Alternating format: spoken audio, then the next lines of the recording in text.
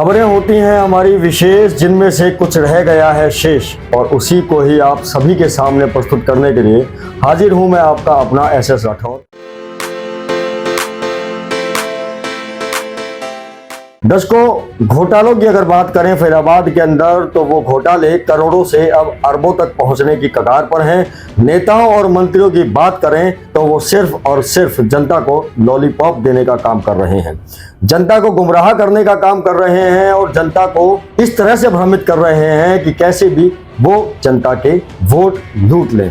आज हमारे साथ आप देख रहे हैं दो अधिवक्ता हैं, अधिवक्ता जयप्रकाश भाटी जी, अधिवक्ता अंकित शर्मा जी। आज एक मामला ऐसा जिसके अंदर इन्हें ये लगता है कि अगर उस मामले को नहीं उठाया गया तो फरीदाबाद की जनता का करीब करीब 4 से 4.5 अरब रुपए, जी हाँ दर्शकों, करोड़ नहीं, 4 से 4.5 अरब रुपए जनता का खराब हो सकता है। कैसे, वो सब हम जानेंगे एडवोकेट जयप्रकाश भाटी जी से, जिन्होंने नर्चर फाउंडेशन ट्रस्ट की तरफ से एक लीगल नोटिस हरियाणा के एक अहम पद पर बैठे हुए अधिकारी को दिया है। वहीं अगर एडवोकेट अंकित शर्मा की बात करें तो इन्होंने माई कर्मा फाउंडेशन ट्रस्ट के माध्यम से एक लीगल नोटिस हरियाणा के उसी अधिकारी को दिया है जो एक अहम पद पर बैठा हुआ है।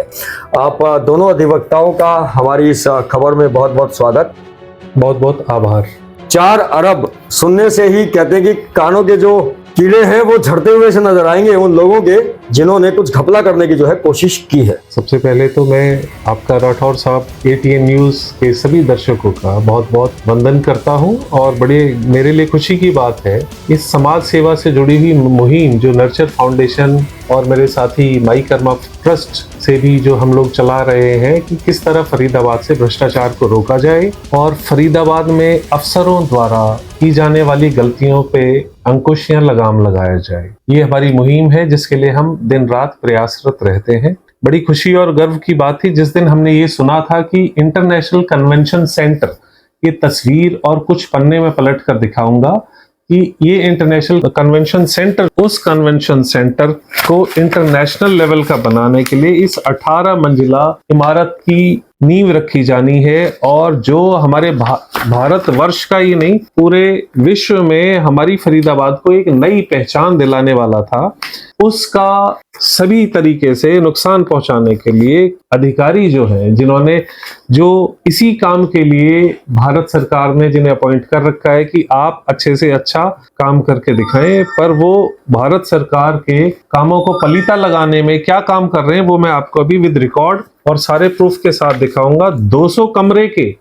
कमरे के होटल का भी इसके अंदर जिक्र है कि टोटल 18 मंजिला इमारत जो बनेगी उसके अंदर 200 कमरे बनाए जाने हैं। और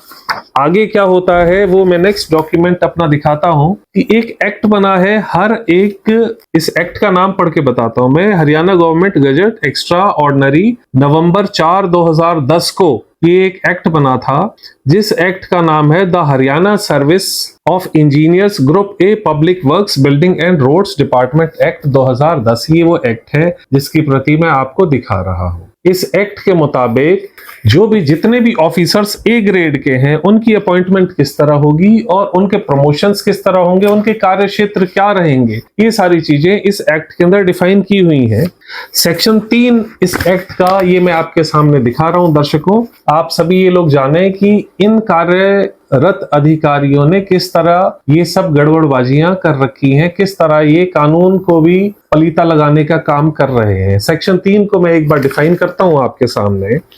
इसमें साफ साफ कहा गया है कि there shall be 3 cadres of services, namely civil, electrical and mechanical, comprising of various posts as may be determined separately for each cadre on the first day of January each year or as soon thereafter as may be practical according to the provisions of Appendix A. The officers of civil, electrical and mechanical cadre shall be posted or appointed only against the respective post in their own cadre. Explanation भी दिया है इसमें act के अंदर, उसमें साफ साफ कहा गया है once an officer has been appointed as member of the service, his promotion within the service from one rank to another shall be regarded as promotion within the same cadre only. तो कोई भी मेरे दर्शकों से मेरा ये कहना है, इस एक्ट के मुताबिक हरियाणा सरकार ने जो नोटिफिकेशन जारी किया, जो ये एक्ट के ऊपर मोहर लगा करके दी गई, जिसका अनुपालन हर एक अधिकारी को करना है, इसमें साफ साफ अंकित है कि अगर इलेक्ट्रिकल का कोई आदमी है वो सिविल में नहीं जा सकता, सिविल वाला अधिकारी इंजीनियर जो है वो किसी के बिजली के तार नहीं जोड़ सकता, इलेक्ट्रिकल का काम नहीं कर सकता, और जिस आदमी को सिविल की कोई जानकारी ना हो उस काम को कोई इलेक्ट्रिकल वाला या मैकेनिकल वाला इंजीनियर कैसे कर सकता है। ये इसके ऊपर सरकार ने मोहर लगाई और ये एक एक्ट बना करके रख दिया गया। पर इस एक्ट को भी उन्होंने बाईपास करते हुए इसकी वायलेशन, जो सेक्शन 3 ऑफ दिस एक्ट मैंने जो आपको अभी इलैबोरेट किया है, इसकी भी वायलेशन कैसे करते हैं सरकारी अधिकारी। एक बड़े उच्च अधिकारी हैं, chief administrator HSVP mister TL Satyaprakash, he is senior IAS officer in Haryana. TL Satyaprakash ji को हमारी संस्था ने भी एक लीगल नोटिस सर्व कराया। मेरे साथी हैं माई कर्मा वाले, तो इन्होंने भी एक लीगल नोटिस उन्हें सर्व करवाया। हम सबका ये कहना है कि ये जो ऑर्डर आपने किया है ये गलत किया है। ये ऑर्डर क्या है मैं ये पढ़ के बता देता हूं। 28 दिसंबर 2023 को पंचकुला से आदेश पारित होता है कि Shri Ashwini Gaur, executive engineer HSVP electrical division Faridabad को स्पेशल चार्ज दे दिया गया for the post of executive engineer civil. जबकि मेरे साथियों, मेरा ये कहना है कि ये एक्ट उसके ऊपर प्रतिबंधित करता है कि किसी भी व्यक्ति को एक कैडर से दूसरे कैडर के अंदर स्थानांतरित या पोस्टेड नहीं किया जा सकता। तो एडिशनल चार्ज की जरूरत जब तो पड़ सकती है अगर फरीदाबाद के अंदर और कोई सिविल इंजीनियर ना हो सेम लेवल की पोस्ट के, बट फरीदाबाद के अंदर सेम लेवल की पोस्ट के एग्जीक्यूटिव इंजीनियर सिविल वाले जब और अधिकारी कार्यरत हैं तो उन्हें ये पोस्ट क्यों नहीं दिया गया? क्या ये कोई स्पेशल मलाईदार पद तो नहीं है कि ये जो 4.25 अरब रुपए की ये जो कीमत इसमें आनी है, कि जो इस 4.25 अरब रुपए का घोटाला ये जो इन लोगों के मिस्टर TL सत्यप्रकाश के द्वारा या इनके मातहत अधिकारी अश्विनी गौड़ जो है इनके द्वारा किया जाना है, तो उसके ऊपर थोड़ा ये चिंता का विषय है। इसको सभी लोग एक बार मैं आपसे अनुग्रह करूंगा कि आप इसे दिखाएं कि ये लेटर है क्या। अब नेक्स्ट डॉक्यूमेंट क्या कहता है? ये लेटर है 28 दिसंबर 2023 का, जिसमें mister TL Satyaprakash IAS officer ने इनको डिप्यूट कर दिया गया विद स्पेशल चार्ज कि अश्विनी गौड़ इलेक्ट्रिकल इंजीनियर साहब आप जाकर के वहां चार्ज संभालें और सिविल का काम आपकी देख रहे हैं। कहीं ऐसा तो नहीं कि अयोग्य व्यक्ति घपला करने में बहुत ज्यादा महारत हासिल हो? देखिए मेरा शायद इस वजह से कर दिया गया हो, या फिर हरियाणा सरकार के पास इस कैडर का कोई और योग्य व्यक्ति ही नहीं है। ये भी एक हरियाणा सरकार के लिए बड़ी शर्मनाक बात है। योग्यता और अयोग्यता के ऊपर दर्शक दीर्घा में बैठे लोग बहुत अच्छे से फैसला कर सकते हैं कि फरीदाबाद के अंदर हरियाणा शहरी विकास प्राधिकरण के अंदर और भी सिविल इंजीनियर बैठे हुए हैं, बट उन्हें ये पदासीन ना करके अश्विनी गौड़ साहब को जो इलेक्ट्रिकल डिवीजन से यहाँ पे लाए हैं, इसमें कहीं ना कहीं एक बू आती है कि कहीं ना कहीं ये मलाईदार पद पर अपने इस साथी को क्या नजदीकी है, क्या रिश्ता है या क्या लाभार्थी है, ये चीज वो ज्यादा बेहतर खुद बता सकते। और दोस्तों, जो मुख्यमंत्री साहब हैं हरियाणा के माननीय मनोहर लाल खट्टर जी, वो हरियाणा शहरी विकास प्राधिकरण के चेयरमैन भी हैं। तो अगर वो ये हमारी खबर देख रहे हैं तो मैं उनसे अनुरोध करूंगा कि कृपया इस पोस्ट को रिव्यू करें, योग्य व्यक्ति को यहाँ पर लावें और जनता के 4 से 4.5 अरब रुपए खराब होने से बचावें। क्योंकि एक तार जोड़ने वाले से अगर आप मकान की चिनाई करवाओगे तो वो मकान की दीवार आपकी सीधी नहीं बल्कि टेढ़ी बनेगी, और पता नहीं कितनी टेढ़ी बनेगी और वो कितनी चल पाएगी। दर्शकों, इस मामूली सी बात से तो शायद आप परिचित होंगे। तो जैसा कि वकील साहब का ये बताना है कि एक सिविल कार्य को करने के लिए एक इलेक्ट्रिकल कैडर के पर्सन को एक इतनी बड़ी पोस्ट पर आसीन कर दिया गया, उसके पीछे के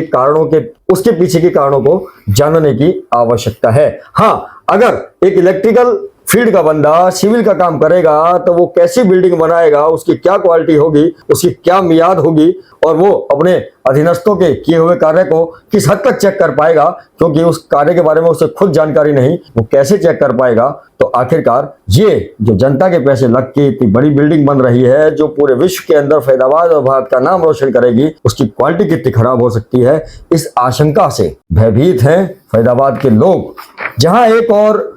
नर्चर फाउंडेशन की तरफ से एडवोकेट जयप्रकाश भाटी जी लीगल नोटिस भेज रहे हैं, वहीं माई कर्मा फाउंडेशन की तरफ से लीगल नोटिस जा रहा है, वहीं फरीदाबाद की कई संस्थाएं और समाज सेवी लगातार अपनी कागजी कार्रवाई में लगे हुए हैं। हमारी खून पसीने की कमाई जो जीएसटी के रूप में और खर्च होगी वो 18% हमें टैक्स और उसके ऊपर देना है, तो कुल इसकी कीमत बनती है लगभग 425 करोड़ रुपए। मैंने अपने एक सीनियर एडवोकेट साथी के माध्यम से 8 फरवरी 2024 को एक लीगल नोटिस जो मैं आपके सामने दिखा रहा हूं ये भेजा, जिसके ऊपर भी आज तक कोई सुनवाई नहीं हुई। मेरे साथ माई कर्मा फाउंडेशन के बैठे हैं और मेरे कई संस्था ऐसे हैं जो इसके खिलाफ आवाज उठाना चाहते हैं, और धीरे धीरे सब लोग एकजुट होकर मुख्यमंत्री महोदय से ये प्रार्थना करते हैं कि इस बेलगाम होते हुए कार्य को रोका जाए और फरीदाबाद हरियाणा की छवि खराब ना होने दी जाए। नहीं तो हमें याद रखनी होगी वो बात जो कलकत्ता के अंदर वो ब्रिज गिरा था, वो इसी तरह के अफसरान जिनको एप्रोप्रिएट माना गया था और पूरे देश का इसमें मजाक उड़ा था कि वो पुल का उद्घाटन होने से पहले घड़ी बनाने वाली कंपनी को सिविल वर्क का काम दे दिया और उसके बाद उस घड़ी बनाने वाली कंपनी के ऊपर कोई कार्रवाई नहीं हो रही। तो दोस्तों, हमारे साथ माई कर्मा फाउंडेशन ट्रस्ट की तरफ से जो legal notice chief administrator Haryana शहरी विकास प्राधिकरण को जो भेज रहे हैं एडवोकेट अंकित शर्मा जी, जैसा कि माई कर्मा फाउंडेशन के कार्यों को हम देख रहे हैं, वाकई में भ्रष्टाचार के विरोध में और मानवाधिकार के समर्थन में काफी अच्छा काम कर रही है। और एक और मुद्दा भ्रष्टाचार से संबंधित क्या कहेंगे? माई कर्मा फाउंडेशन ने भी इस तरह की गैर कानूनी चीजों के ऊपर जो चल रही है संदर्भ में, जैसा भाई साहब ने बताया है, उसके खिलाफ आवाजें उठाई है और एक लीगल नोटिस भेजा है एचएसवीपी को। मैं आपको दिखाना चाहूंगा, जैसा कि इसमें हमने एचएसवीपी को नोटिस भेजा है इन्हीं सब एक्टिविटीज के लिए।